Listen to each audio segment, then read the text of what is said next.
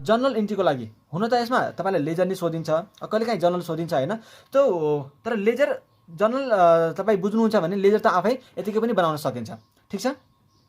So यता एउटा कुरा पहिला चाहिँ मैले इम्पोर्टेन्ट कुरा एउटा उ गर्न चाहेँ होइन, सेयर गर्न चाहेँ कि तपाईँलाई यहाँ के हुन्छ भन्दा यो नन इन्टिग्रेटेड अकाउन्टिङ सिस्टम हो होइन, नन इन्टिग्रेटेड अकाउन्टिङ सिस्टम हो र यहाँ चाहिँ तपाईँलाई नर्मली यस्ता अकाउन्टहरू बनाइन्छ है। र मैले यो कुरो चाहिँ अहिले भनिसकेँ भर्खर, cost ledger control, store ledger control account र यस्ता अकाउन्टहरू चाहिँ नर्मली के हुन्छ बनाइन्छ प्रफिट निकाल्नलाई। र एउटा यो चाहिँ मेन कुरो बुझ्नुपर्छ है हामीले, यो सबभन्दा इम्पोर्टेन्ट मैले भन्छु। Here cash bank debtor and creditor are represented by cost ledger control account or general ledger adjustment account. यहाँ हामी लेजर बनाउँदा हामी क्यास बैंक डेटर क्रेडिटर भन्ने वर्ड युजै गर्दैनौँ। क्यास बैंक डेटर क्रेडिटर भन्ने वर्ड युज गर्दैनौँ। यसको सट्टामा हामी के युज गर्छौँ भन्दा कस्ट लेजर कन्ट्रोल अकाउन्ट या त जेनरल लेजर एडजस्टमेन्ट अकाउन्ट है। यसलाई चाहिँ सिएलसी पनि भन्छ सर्टमा, सिएलसी अकाउन्ट या त GLA account, general ledger adjustment account. ठिक छ। अब जनरल कसरी गरिन्छ भन्ने कुरा चाहिँ हामी हेर्छौँ यो चार्टले है। यदि तपाईँसँग यस्तो चार्ट छैन भने यहाँबाट चाहिँ तपाईँ लेख्न पनि सक्नुहुन्छ। ठिक छ। मैले यहाँ देखाएको छु। सो यो चार्ट चाहिँ बुझ्नु पर्यो, एकदम इम्पोर्टेन्ट छ यो चार्ट। पहिला हेर्नु, मैले चाहिँ दुईवटा कुरा चाहिँ बेसिक डिस्कसन गर्न चाहेँ है। त्यो बेसिक डिस्कसन भइसकेपछि नि हामीलाई एकदम सजिलो हुन्छ। जस्तै जब हामी नर्मल जब अकाउन्टिङ गर्छौँ, त्यो नर्मल अकाउन्टिङ गर्ने बेला तपाईँ कुनै कुरा चाहिँ पर्चेज गर्नुहुन्छ नि, पर्चेज गरेको बेला के एन्ट्री गर्नुहुन्छ? जब हामी केही कुरा नर्मल अकाउन्टिङमा चाहिँ फाइनेन्सियल अकाउन्टिङमा जब पर्चेज गरिन्छ नि त्यति बेला चाहिँ तपाईँ के एन्ट्री गर्नुहुन्छ?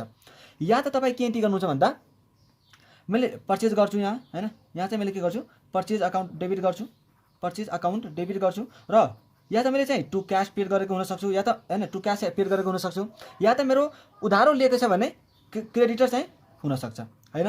त हामीले के कुरा गऱ्यौँ भन्दा यहाँ चाहिँ हामीले के कुरा गऱ्यौँ कि क्यास र क्रेडिटर वा डेटर चाहिँ हामी युज गर्दैनौँ। यसलाई हामी के भन्छौँ, यो दुइटालाई क्यास डेटर क्रेडिटरलाई हामी के भन्छौँ भने CLC cost ledger control account, cost ledger control account है। त यहाँ अब इन्ट्री यसरी यो राखेर हेर्ने हो भने के इन्ट्री हुने भयो, पर्चेजलाई पनि हामी यहाँ पर्चेज भन्दैनौँ, पर्चेजलाई हामी के भन्छौँ भन्दा store ledger control account, store ledger control account. ठिक छ। मेटेरियल किन्छ भने मेटेरियललाई चाहिँ यहाँ स्टोर लेजर कन्ट्रोल अकाउन्टले रिप्रेजेन्ट गरिन्छ, store ledger control account, store ledger control account. ठिक छ। सो हामी अब इन्ट्री के हुने भयो, एसएलसी अकाउन्ट डेबिट टु सिएलसी। किन पर्चेज चाहिँ हामीले के किनेको छौँ, र मेटेरियल किनेको छौँ होइन, र मेटेरियल किनेको छौँ। त त्यो र मेटेरियल चाहिँ अब हामी material store ledger control account भन्छौँ, त्यसलाई हामी अब स्टोर लेजर कन्ट्रोल अकाउन्ट भन्छौँ, पर्चेज भन्दैनौँ।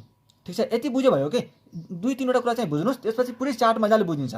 त पर्चेजलाई अब हामी स्टोर लेजर कन्ट्रोल अकाउन्ट भन्ने भयौँ र क्यास क्रेडिटर डेटर ब्याङ्क त्यसलाई चाहिँ हामी के भन्छौँ, कस्ट लेजर कन्ट्रोल अकाउन्ट भन्छौँ। ठिक छ। सो नर्मली जे एन्ट्री गर्ने छ नि त्यही एन्ट्री यहाँ पनि हुन्छ, मात्रै त्यही हो कि नाम चाहिँ हामी चेन्ज गरिदिएका छौँ। त्यो पनि एउटा दुइटाको नाम मात्रै चेन्ज भएको छ, सबैको नाम चाहिँ चेन्ज भएको छैन।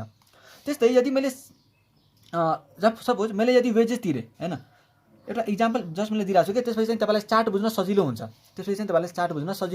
जस्तै मैले के भने यहाँ कि मैले चाहिँ वेजेस पेड गरेँ होइन, वेजेस चाहिँ पेड गरेँ भने एन्ट्री के हुन्छ, wages to cash, wages to cash. ठिक छ। वेजेस टु क्यास यो एन्ट्री हुन्छ नर्मल अकाउन्टिङमा। तर यहाँ हामीले के भन्यौँ कि क्यासलाई अब हामी के भन्छौँ, सिएलसी भन्छौँ। क्यासलाई हामी के भन्छौँ अब सिएलसी मतलब कस्ट लेजर कन्ट्रोल अकाउन्ट। त अब के लेख्ने भयो, वेजेस चाहिँ वेजेस रहन्छ, wages control account debit to क्यासलाई हामी के भन्छौँ सिएलसी, त to CLC cost ledger control account. बस यही हो इन्ट्री यता हुने भनेको। त अब चाहिँ तपाईँ चार्ट हेर्नुहुन्छ भने अब चाहिँ सजिलोसँग बुझिन्छ। सो हेर्नु होला, यहाँ पहिला हामी के लेख्छौँ, कस्ट लेजर कन्ट्रोल अकाउन्ट, यो चाहिँ मेन हो है। क्यास डेटर ब्याङ्क क्रेडिटर सबैलाई रिप्रेजेन्ट गर्ने भनेको कस्ट लेजर कन्ट्रोल अकाउन्टले हो। अब मैले कुनै मेटेरियल होइन के गरेँ भन्दा मेटेरियल पर्चेज गरेँ भने एउटा कुरो तपाईँ के ध्यान दिनु भन्दा जता जता यो ऊ जान्छ नि एरो जान्छ नि हो त्यो अकाउन्ट चाहिँ डेबिट हुन्छ भनेर बुझ्नु। जहाँ जहाँ तपाईँको यो एरो जान्छ त्यो एरो भएको चाहिँ के हुन्छ अरे डेबिट हुन्छ भनेर बुझ्नु है। मैले पर्चेज गर्छु भने पर्चेज गर्दा मैले यहाँ पनि भने पर्चेज गर्दा मैले इन्ट्री के गर्छु, purchase account debit to cash. तर पर्चेज के हुने भयो अब SLC store ledger control account. क्यासलाई मैले अब क्यास लेख्न पाइनँ, मैले के लेख्नुपर्छ अब सिएलसी लेख्नुपर्छ। सो एसएलसी टु सिएलसी त्यही इन्ट्री अब तपाईँ चाहिँ यहाँ हेर्न सक्नुहुन्छ है। जब पर्चेज गरिन्छ त्यति बेला के हुन्छ अरे store ledger account debit to cost ledger control account. ठिक छ। किनकि स्टोर त अब पर्चेसको सट्टामा स्टोर लेजर आयो, क्यास डेटर र ब्याङ्कको सट्टामा चाहिँ को आउँछ, कस्ट लेजर कन्ट्रोल आउँछ। त्यही भएर एसएलसी टु सिएलसी। त्यस्तै यदि रिटर्न भयो भने यो अकाउन्टले डेबिट गर्ने, त्यो अकाउन्ट क्रेडिट हुन्छ। ठिक छ, प्रोसेस बुझ्दै जानु पर्यो। अब जुन मैले मेटेरियल किनेको छु नि, त्यो के आफूसँग राख्नलाई मैले किने हो र? यदि जुन मैले मेटेरियल किनेको छु त्यो मेटेरियल के आफूसँग राख्नलाई किने हो? होइन। म कता ट्रान्सफर गर्छु अब? फ्याक्ट्रीमा। के को लागि? प्रोडक्सनको लागि। भनेपछि त्यो सामान जुन मैले प्रोडक्सनको लागि इस्यु गर्छु नि, त्यो चाहिँ के हुन्छ अब डब्लुआइपी बनेर जान्छ। जुन मैले प्रोडक्सनको लागि इस्यु गर्छु त्यो अब के भएर जान्छ, प्रोडक्सन डब्लुआइपी भएर जान्छ।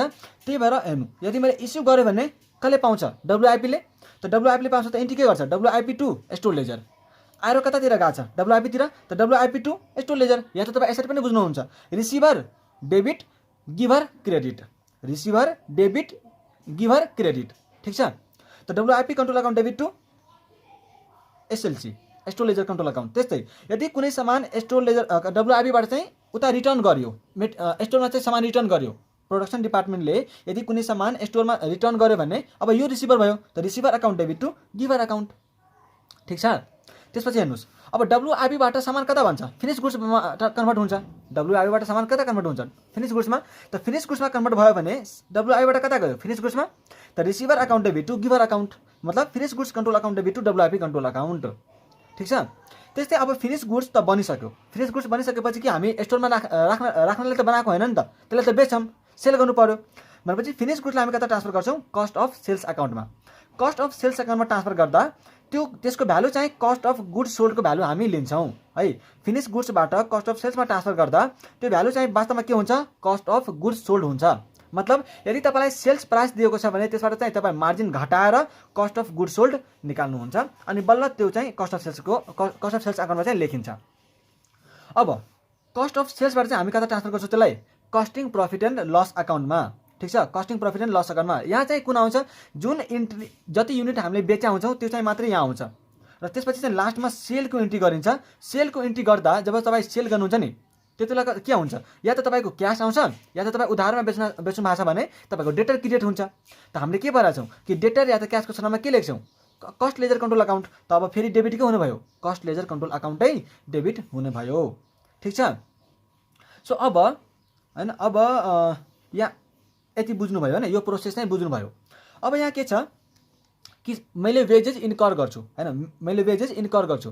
त वेजेस दुईवटा हुन्छ है, वेजेस चाहिँ दुईवटा हुन्छ, यसरी बुझ्नु होला है। वेजेस चाहिँ दुईवटा हुन्छ यसरी, एउटा हुन्छ इन्कर्ड, एउटा हुन्छ के इन्कर्ड, मतलब खर्च गरियो होइन, खर्च गरियो। र अर्को हुन्छ होइन, खर्च गरियो र खर्च चाहिँ एब्जर्ब गरियो भनेमा चाहिँ फरक छ है। एउटा हुन्छ इन्कर्ड र अर्को हुन्छ एब्जर्ब्ड। ठिक छ।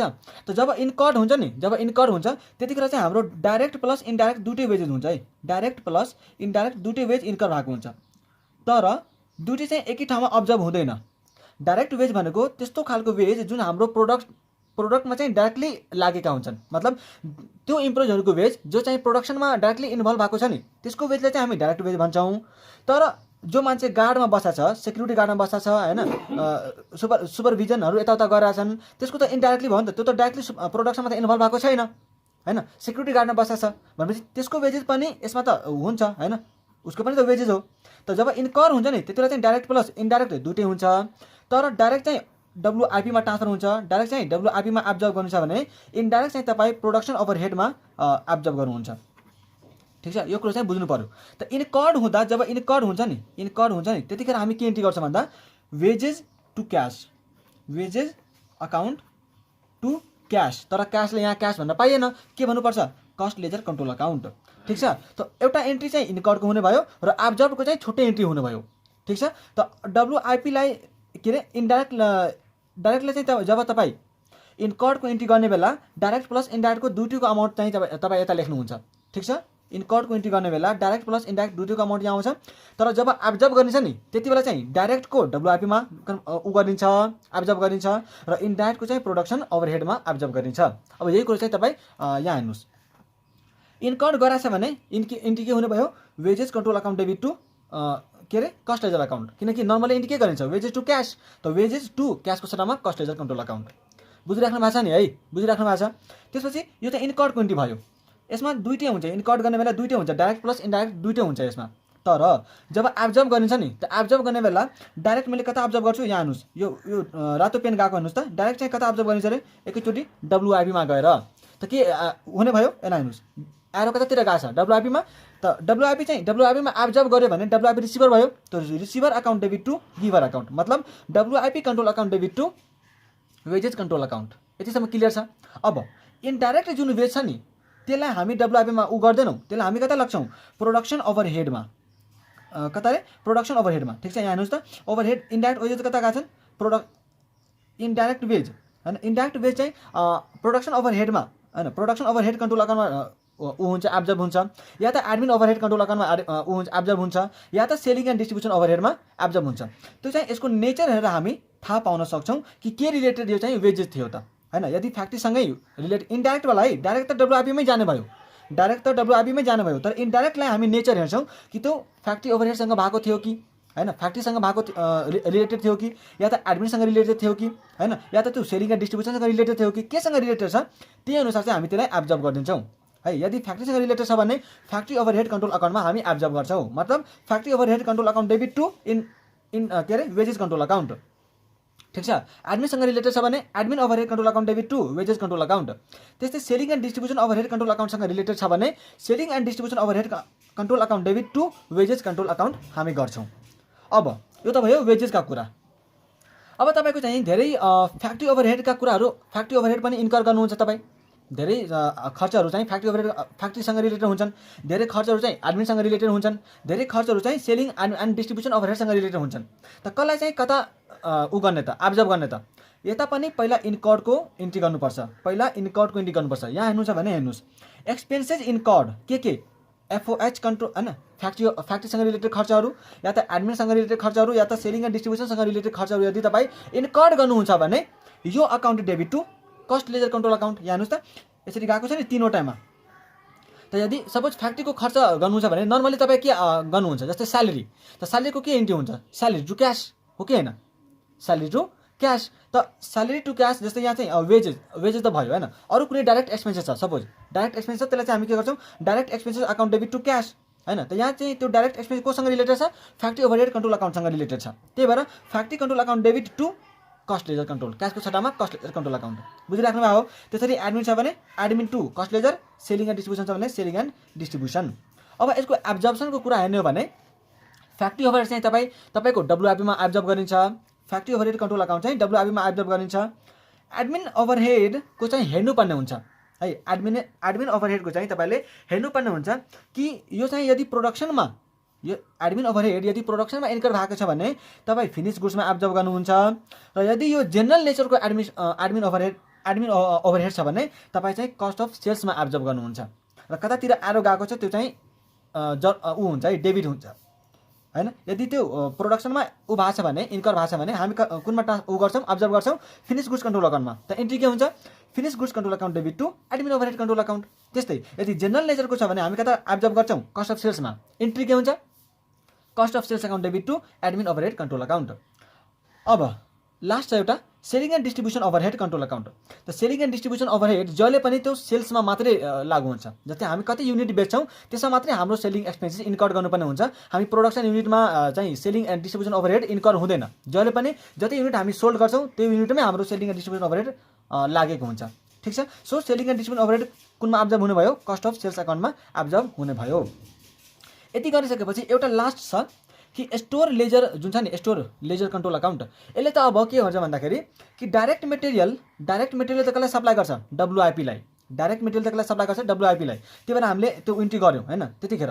तर यदि कहिलेकाहीँ फ्याक्ट्रीमा पनि कुनै मेटेरियलको चाहिँ काम लाग्न सक्छ कुनै मेटेरियल युज गरेको हुनसक्छ अफिसमा पनि कुनै मेटेरियल चाहिँ युज गरेको हुनसक्छ कहिलेकाहीँ सेलिङ एन्ड डिस्ट्रिब्युसनको लागि पनि त्यहाँको मेटेरियल चाहिँ युज गरेको हुनसक्छ जस्तै चाहिँ प्याकिङको लागि युज गरेको हुनसक्छ होइन सामान बेच्दा प्याकिङको लागि चाहिँ यताको मेटेरियल चाहिँ युज गरेको हुनसक्छ। सो त्यस्तो कुनै इन्डाइरेक्ट मेटेरियल युज गराछ भने हामी के गर्छौँ त्यतिखेर एफओएच2 स्टोर लेजर यदि फ्याक्ट्रीसँग रिलेटेड छ भने एफओएच2 स्टोर लेजर एडमिनसँग रिलेटेड छ भने admin 2 store ledger control account त्यस्तै selling and distribution overhead account control account debit to store ledger control account केसँग रिलेटेड छ त्यो चाहिँ डेबिट अनि स्टोर लेजर पठाएको छ त्यही भएर स्टोर लेजर क्रेडिट। सो मलाई आशा छ कि तपाईँ बुझ्नुभयो होला र एउटा लास्ट कुरो भनिदिइहालौँ यदि कुनै एबनर्मल लस छ भने any abnormal loss will be transfer to costing profit and loss account. कुनै एबनर्मल लसहरू छ भने तपाईँ त्यसलाई कता ट्रान्सफर गर्नुहुन्छ एकैचोटि नर्मल लस अकाउन्टमा, कता रे costing profit loss sorry costing profit and loss अकाउन्टमा। कुनै एबनर्मल लस छ भने त्यसलाई कता ट्रान्सफर गर्नुहुन्छ कस्टिङ प्रफिट एन्ड लस अकाउन्टमा। अब कुनै नर्मल लस आयो भने कुनै नर्मल लस छ, यो त एबनर्मलको कुरा भयो, एबनर्मल कता ट्रान्सफर हुन्छ कस्टिङ प्रफिट एन्ड लस अकाउन्टमा। तर यदि एबनर्मल लस छ भने के अरे नर्मल लस छ भने नर्मल लस छ भने suppose normal loss of material भयो, नर्मल लस अफ मेटेरियल भयो। त नर्मल लस अफ मेटेरियल भयो भने एउटा त के हुन्छ तपाईँको स्टोर लेजर जुन बनाउनुहुन्छ नि, स्टोर लेजर कन्ट्रोल अकाउन्ट बनाउनुहुन्छ नि, यहाँबाट तपाईँको के हुन्छ मेटेरियल कम हुन्छ। यदि नर्मल लस भयो भने तपाईँको पहिला के हुन्छ यहाँ चाहिँ मेटेरियल कम हुन्छ। ठिक छ, मेटेरियल त कम हुने भयो किनकि नर्मल लस भएको छ। नर्मल लस भयो भने एउटा एन्ट्री चाहिँ मेटेरियल कम हुन्छ तपाईँको, र नर्मल लसलाई चाहिँ तपाईँ कता अब्जर्भ गर्नुहुन्छ भने प्रोडक्सन ओभरहेडमा, प्रोडक्सन ओभरहेड कन्ट्रोल अकाउन्टमा गएर तपाईँ के गर्नुहुन्छ यसलाई अब्जर्भ गरिदिनुहुन्छ। प्रोडक्सन ओभरहेड कन्ट्रोल अकाउन्टमा गएर तपाईँ यसलाई अब्जर्भ गरिदिनुहुन्छ।